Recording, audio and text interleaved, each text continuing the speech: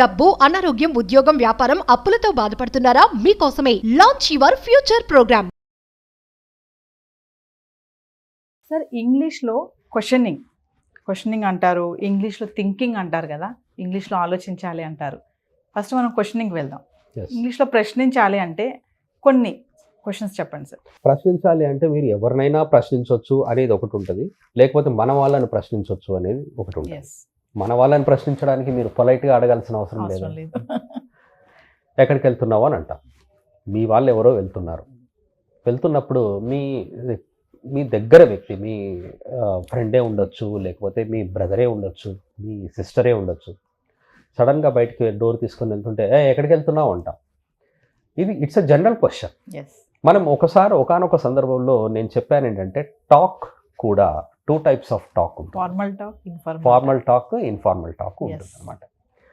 ఇది spoken English related topic. ఇది చాలామందికి తెలియదు అనే చెప్పాలి. చాలామందికి డైరెక్ట్ క్వశ్చన్ అడిగేస్తారు, కానీ ఒకేలాగా ఉండదు. మనం ఆటోమేటిక్గా తెలుగులో కూడా మనం ఒకే క్వశ్చన్ని అందరితో అడగం. ఎక్కడికి వెళ్తున్నావు అని సింపుల్ క్వశ్చన్ తీసుకోండి, చిన్న క్వశ్చన్. ఎక్కడికి వెళ్తున్నావు అనేది, ఎక్కడికి వెళ్తున్నావు అన్నారు, ఇదే సేమ్ క్వశ్చన్ రాసుకోండి మీరు కావాలంటే. ఎక్కడికి వెళ్తున్నావు అన్నాం. లేదా బ్రదర్ ఉన్నాడు, ఎక్కడికి వెళ్తున్నావు రా అంటాం. సిస్టర్ ఎక్కడికి వెళ్తున్నావే అంటాం. రైట్, ఓకే, ఇక్కడ దాకా ఓకే. కానీ సేమ్ మీకు టీచ్ చేస్తున్న ఒక టీచర్ అలాగే డోర్ తీసుకొని వెళ్తుంటే మీరు అలాగే అడుగుతారా? ఎక్కడికి వెళ్తున్నావే అని మీరు అడుగుతారా? మీరు అడగరు. ఎక్కడికి వెళ్తున్నావురా, ఎక్కడికి వెళ్తున్నావే అనేది ఇవి జనరల్ క్వశ్చన్స్ అంట. కానీ మీరు ఇదే క్వశ్చన్ని మర్యాదగా కూడా అడగచ్చు. ఏమనుకోరు వాళ్ళు. రెస్పెక్ట్ ఇచ్చి క్వశ్చన్ అడగచ్చు. అది ఎలా అడగచ్చు అంటే, ఇంగ్లీష్లో అయితే చెప్తాను. ఇంగ్లీష్లో అడిగి అదే ట్రాన్స్లేట్ చేస్తే ఎంత మర్యాద ఉందో చూద్దాం. Can you tell me where you are going? అది ఇంగ్లీష్లో మనం ట్రాన్స్లేట్ చేస్తే వేర్ ఆర్ యూ గోయింగ్ అయింది.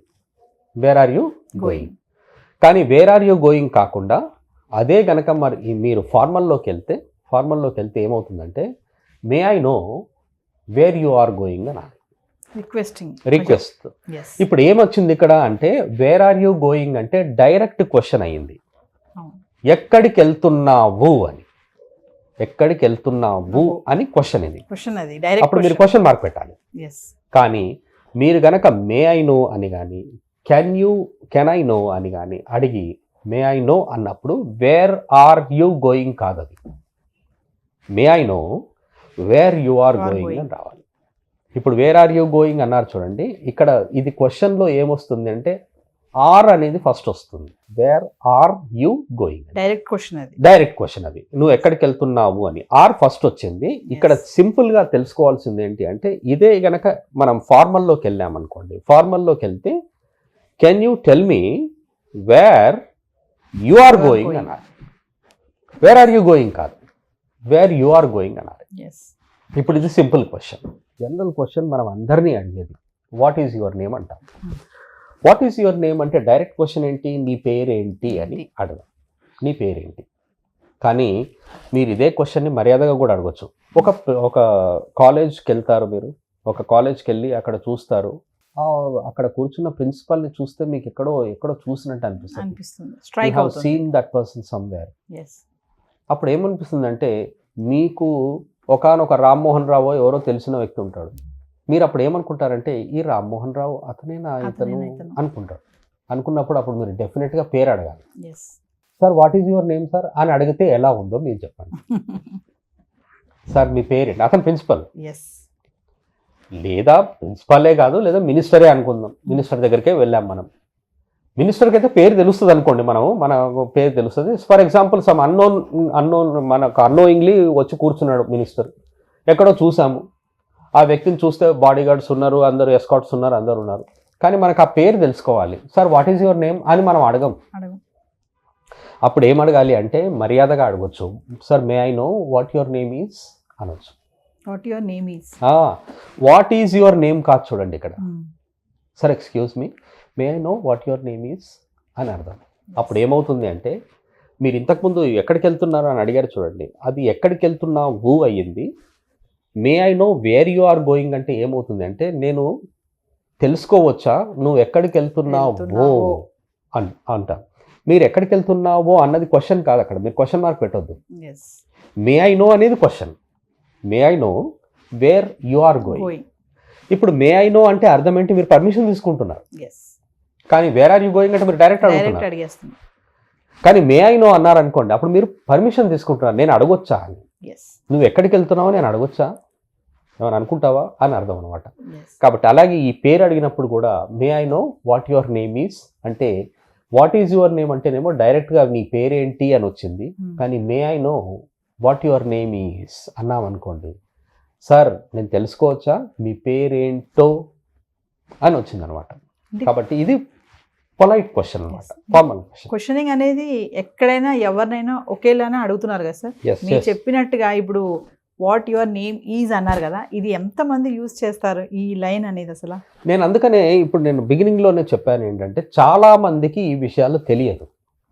ఇంకొక విషయం కూడా ఏంటి అంటే, ఇది మనము బ్యాడ్ లక్ అనుకోవచ్చు, లేకపోతే మరి ఏమనుకోవచ్చో నాకు తెలియదు, కానీ మీరు చాలా మందిని అబ్జర్వ్ చేయండి. కొన్ని ఇళ్లలో ఫ్యామిలీస్లో ప్రాబ్లమ్స్ ఉంటాయి, ఫైనాన్షియల్ ప్రాబ్లమ్స్ ఉండొచ్చు, అలా ఉండొచ్చు. 10th వరకు ఏదో కష్టపడి చదువుతారు, 10th తర్వాత ఏం చేయాలో తెలియదు, ఇంటర్మీడియట్కి వెళ్ళాలి, లేకపోతే ఏదో వేరే స్టడీస్ని కంటిన్యూ చేయాలి అంటే డబ్బులు కావాలి, మనీ కావాలి.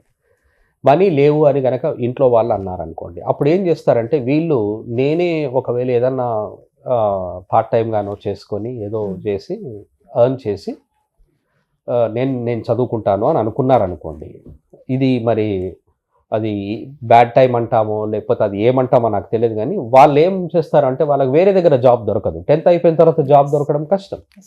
10th అయిపోయిన తర్వాత వాళ్ళు ఏం చేస్తారంటే ఒక స్కూల్ని చూసుకొని స్కూల్లోకి వెళ్ళి జాయిన్ అవుతారు.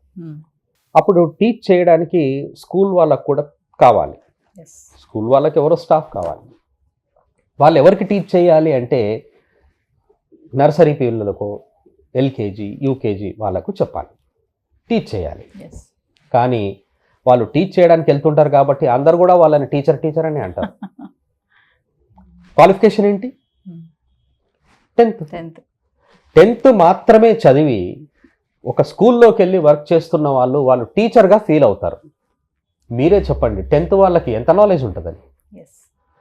బాగా పిహెచ్డీలు 2-3 టైమ్స్ పిహెచ్డీ చేసిన వాళ్ళు కూడా అదే సార్, అదే మేడం, అదే టీచర్ అంటారు. 10th చదివి వచ్చిన వాళ్ళని కూడా అదే అంటారు. విషయం ఏంటంటే స్టాఫ్ మీటింగ్ అని పెడితే పిహెచ్డీ చేసిన వాడు అక్కడ కూర్చుంటాడు, ఈ 10th చదివిన వాళ్ళు కూడా కూర్చుంటారు.